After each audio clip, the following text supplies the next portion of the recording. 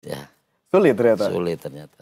Membaca, kemudian juga menyampaikan informasi. Iya. Ada beberapa tanggung jawab. Tapi kita bicara juga tadi soal UMKM. Berita yang tadi Pak Andrasoni juga sampaikan, ini soal pemberdayaan UMKM lokal yang tentunya mendukung pertumbuhan ekonomi daerah. Kita pemirsa akan berdialog terkait hal tersebut bersama saya Agung Hardiansyah. Kembali saya ambil Pak Andrasoni. Ya, Mas Agung. Selama 30 menit ke depan kita akan diskusi terkait hal ini. Langsung saja kalau gitu Pak Andrasoni. Ini kan UMKM kontribusinya besar, tadi sampai 60, sekian persen gitu ya terhadap PDB nasional. Peningkatan rasio UMKM juga ini akan meningkatkan kontribusi ini dan tentu memperkuat pertumbuhan ekonomi termasuk UMKM lokal. Nah, bagaimana pemerintah daerah khususnya di Banten begitu ya sejauh ini mendukung perkembangan dan tentunya pemberdayaan UMKM lokal?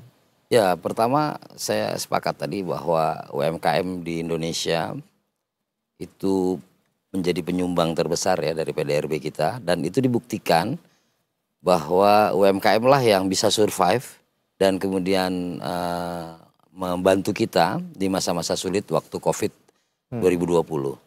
Dan kemudian sampai dengan hari ini UMKM masih menjadi andalan kita ya dalam program khususnya Banten.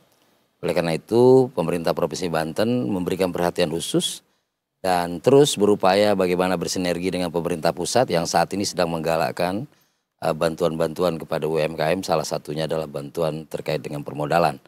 Dan pemerintah Provinsi Banten berusaha untuk menyinergikan dan kita jemput bola supaya warga Banten atau pengusaha-pengusaha menengah di Banten itu bisa tumbuh. Bagaimana upaya jemput bola ini dilakukan?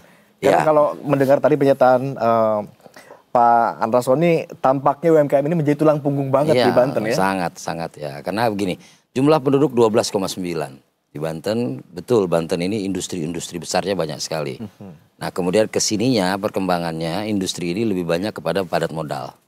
Ya, sehingga yang padat karya seperti sepatu, garment dan sebagainya sudah merelokasi ya seiring dengan upah ya di Provinsi Banten. Tapi kami melihat bahwa UMKM bisa menjadi pembantu kami saat ini dalam rangka bagaimana terus menjaga pertumbuhan ekonomi Provinsi Banten. Alhamdulillah di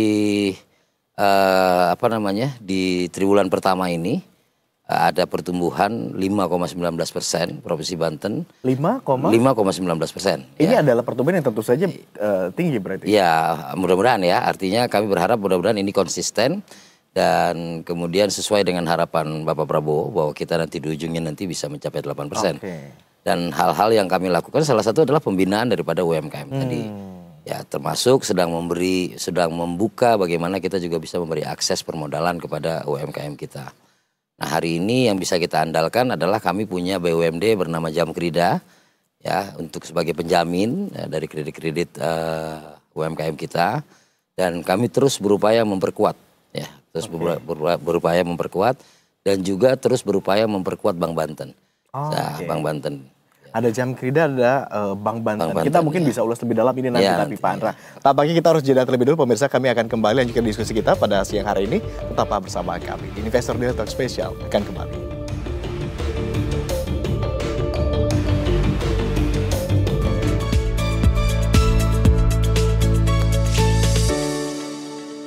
Dan sekarang aku bakal ngajak kamu nih untuk lihat bagaimana proses pembuatan madu. Ini madu yang kita panen melalui panen sedot Pak ya? Betul, proses sedot. Kita langsung lanjut ke proses selanjutnya. Oke, siap. Di mana jamur-jamur segar ditanam, dipanen, dan didistribusikan. Simak yuk prosesnya dari nol. Simak dari nol, Minggu pukul 10 waktu Indonesia Barat. Berita 1, bersatu menginspirasi.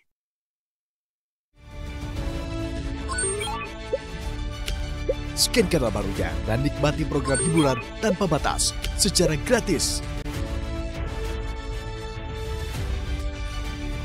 Ayo, deretan program menarik, siap menginspirasi dan berubah duniamu.